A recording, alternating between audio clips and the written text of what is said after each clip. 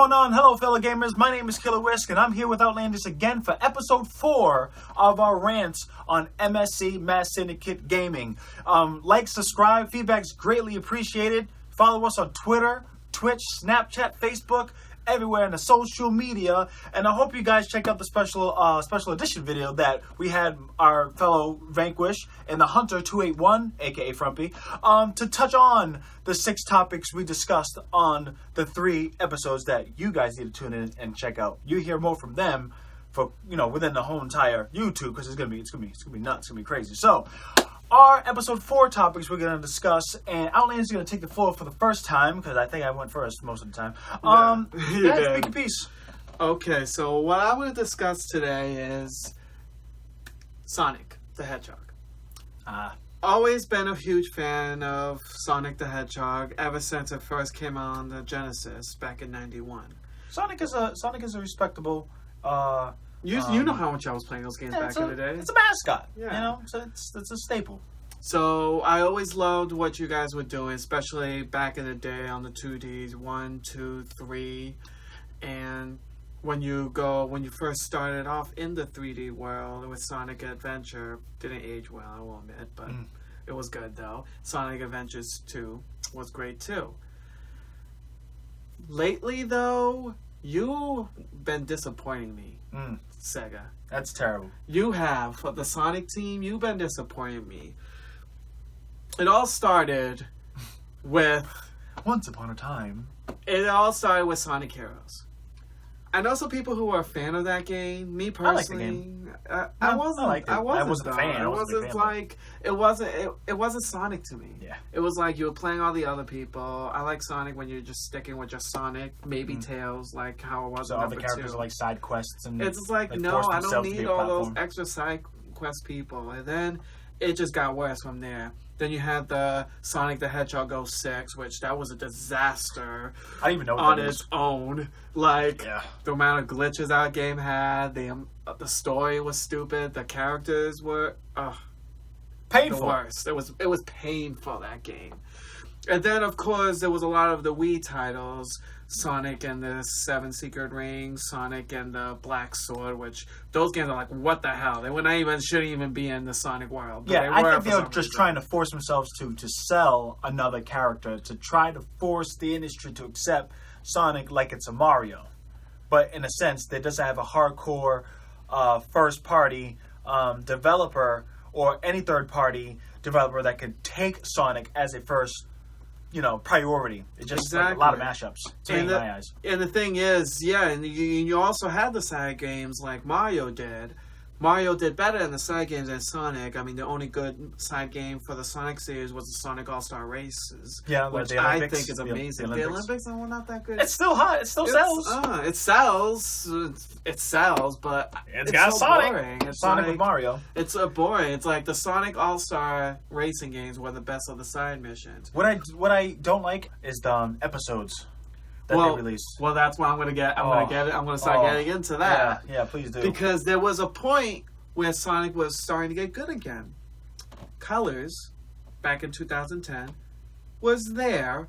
Still had its parts, but it was getting there. That Sonic Generations, you got me happy with that one. That was bringing it back to good, like the old school type of 2D stuff on the 2D stuff. But then you also mixed in with the adventures, which it was like a mixture of the two, which was great. It brought me back to how it was back in the day. Did it sell well? It sold okay. It was okay. It sold okay. It's unfortunate. And then of course you went back and got bad again, and you started releasing. You tried to get back on the classics with the Sonic the Hedgehog 4 episode 1 and 2, and then you stopped. You know what? That's like really when you really start to bad. do episodes, you would think maybe a weekly episode like sitcoms and the ABC. We think we are just consumers. We understand it when you say episodes. Oh, so I might see once a week. Episode 1, all right. I'm gonna trust the developer making another Sonic game for episode 2 next week. Ha!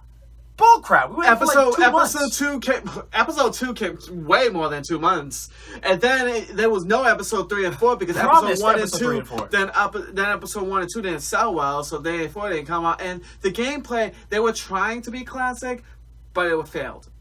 Like, in my opinion, it failed. They tried to do something different. To shake up the industry a bit, to make it episodes. And that's why, and let's go back to the previous one with Square Enix talking about the Final Fantasy VII and Kingdom Hearts. Kingdom Hearts, we ain't going to try to touch that sensitive topic. Final Fantasy VII, though, there was already hints that they're going to make it like it's an episode. And I'm already scared because with all that... But they might be able to do it right. They might do it right. A lot of other companies failed. The first game was really long. It was 3 discs. A lot of content in it. So we'll see. Things change, I guess. But anyway, so like I was saying, so I'm going through this history, but I'm just showing you my ups and downs with this series, mostly downs. But and then after that, of course, Sonic Lost Worlds, crap, and then Sonic Boom. Oh my god! I just stopped. Oh my god! Sonic Boom. What was your guys' problem with that game? Oh my god! That's painful. It's like he's already crunching. In my opinion. Like I hated 06, but Boom, I think you set yourself a record on how bad that game was. It was really, really now he's bad. selling it so I can try it. What is it for? Oh my god! Oh, it's for the Wii U. Oh, no wonder why. Sorry. But then, sorry, Nintendo fans. Now you're starting to release 2 more games. Sonic Mania, which I'm excited for because that's going back to the old school days, like legit graphic-wise and everything, back to the old school days of Sega Genesis. All side-scrolling and everything, which is fantastic, and I love it. The gameplay looks great. You're able to play with Tails, Sonic, and Knuckles, which I think is awesome. So that's going to be great. When's that coming out? That comes out on the second quarter of this year. They haven't given a significant date yet, but I'm excited for that one. And then also, the one that I have to see how I feel about this, but it is going in the right direction. Sonic Forces. It's giving me, from the gameplay I see, it's giving me back to Sonic Generations, which I'm excited for. You're going to have the 3D worlds, and you're going to have the side-scrolling worlds. Now, who's the developer? Is this Sega? Sega. It's the Sonic team. Yeah, it's going to be, but the thing is, what happened with Sonic Boom, it was done by another developer that was not Sega. Like Battlefield Hardline. Pretty much. Okay. And that's what made it so bad. So now the Sega team gets it again. Oh shit. So which is what I'm happy which I'm happy about, but I'm still, my hopes are not high up yet because you've been disappointing me. Like the last good Sonic game I enjoyed was back on Sonic Generations. I mean, don't get me wrong. When your Sonic games on the handheld, the Nintendo DS and the Game Boy Advance, the Sonic Rush series was great. But those are like the back in the day 2D games. Yeah. You do those well. The 3D ones is what I'm getting scared of. Like I think Sonic Mania is going to be amazing. Hopefully it don't mess up Sonic Forces. If it's anything like Generations, I will love you guys, and I might love the game. But if not, then that's gonna disappoint me so far. And I know that's coming out in the holiday season. Okay. So it's gonna sell because of the holiday uptick. Because it's a new Sonic face. Because Sonic got that power, that marketing power. But it better have the retention value. That's what I'm saying. It better have that. So I'm hoping that it'll be great. But yeah, you've been disappointing me, especially when Sega. Because I loved you guys, Sega. Hey, as long as it's not like Square Enix. You don't make any systems anymore, obviously. Yeah. I loved it I loved your Dreamcast. I did, but. Yeah, Sega, your game's been falling low, and I know Sonic is really the only thing that's keeping you afloat. Bayonetta, but I love you guys. But it's I'm hoping these 2 games will do well for the Sonic team, and hopefully maybe they can release episode 3 and 4. Because last year you had your 25th anniversary because the first game came out back in '91, and I know that's when these 2 games were announced. So I'm hoping. With that, it was such a big year and stuff like that you'll be able to make these games good, and hopefully they'll be able to do well, and I'll be able to enjoy my Sonic again. That's good. So let's hope we make this fucker happy, per usual, but that's his take on the Sonic. My issue is going to be, not an issue, it's just, I doubt it, and usually in these rants starting with doubting this shit. And that is the new Project Scorpio, what Xbox is the code name. Yeah, the new system, right? To the industry. And yes, yeah. It's pretty much like what they did last year for E3 was saying that, hey, look, we got a new thing we're working with, and it's Project Scorpio. And it's like, okay, cool. Always Project something, always too soon for anything. It's like building a new system. So we're thinking a brand new system. Like, oh crap, PS4 is about to step up to make a PS5 or whatever the case would be. And actually, the nuts and bolts of it, and they release the specs. It's coming out like it's the Xbox Slim or the PS4 Slim. And so it's not really anything new with this? Absolutely not. The specs that they released, it shows that, like, they have a teraflop and memory, and they got 12 gigabytes memory per. And I was looking at all that little technical specs, and all that it's faster enough to process the big graphics to your projection screen. Yeah. That's it.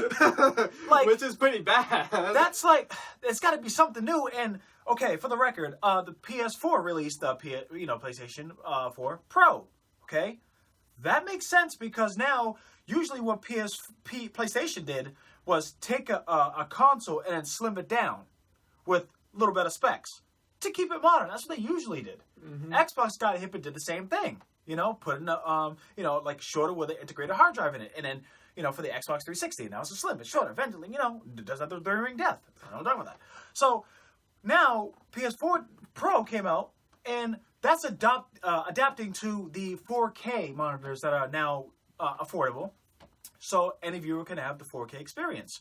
And a lot of developers are going behind the consoles, and they look at the PS4, now they can make games that are 4K, they can handle 4K. And I get it. They're adapting to the... Well, that's the new age nowadays. Yeah. Like 4K everything. Like everything has to upgrade to... Because, the 4K TVs, the curved TVs... But you see how the PlayStation 4 did it. That was like PlayStation 4. And by the way, we got PlayStation Pro because it has this, and I can do 4K. Cool. And that's just an upgrade. And that's just an upgrade. It's not a whole different system like Xbox is trying to do. And Xbox is pushing this bad boy like it's a damn brand new big-ass system. And do not release a Kinect for the Xbox. You know that's going to happen, and it's going to fail again. Microsoft, just understand that will never sell.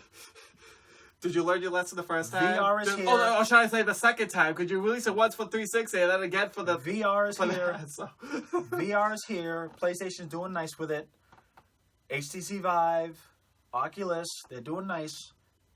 Do something with the VR, because that's the only way you're going to have something of peripheral adapted to the consumers. Do you think VR is that popular yet, though? Because it doesn't seem like it's too popular, like, gaming-wise. I don't think it's going to... I know it's released some, like, the PlayStation one was VR. It's adapting. adapting. You said the View, the Hive, or the Hive, right? The Vive. The Vive, yeah. That's it, yeah. The Vive, I know all that. The things are coming out for it, but I don't see it, like, too, like... It's like 3D. Out there too it's often, like 3D. You know what I mean? It's like, hey, look, it's got this. It's too soon for something like that. Yeah. I don't know if Xbox wants to take a risk and do that. Well, they took many risks with the camera. Could, so I'll tell you that much. And look what happened. And look at the developers.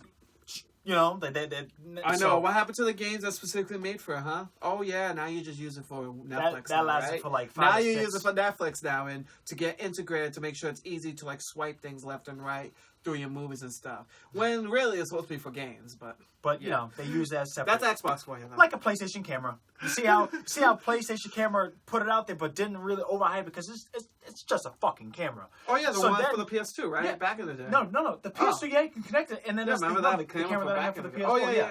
But see how they just did it, and they know that it's not really a major thing, but it's gonna be helpful, whatever. Just like the PlayStation 4 Pro, it's helpful for those that have a 4K display to connect and go from there. Why the fuck, Xbox, Microsoft, are you pitching this like it's a brand new big ass system? Yes, they got the specs, monster specs, but I'm reading it, I'm like, what else? Backwards compatibility, great, I understand it, okay.